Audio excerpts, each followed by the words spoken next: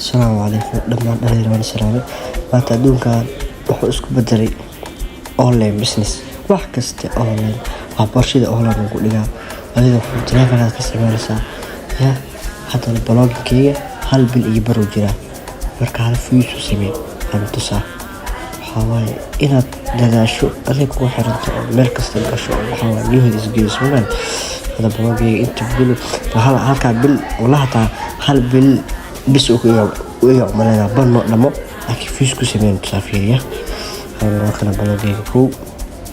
صوب قون كتا أحمد دوب تقول قون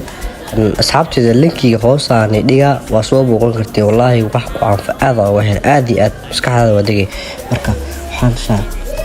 وحسمي أو سيستافيري والله كفير فيش كيس وفي عيهاي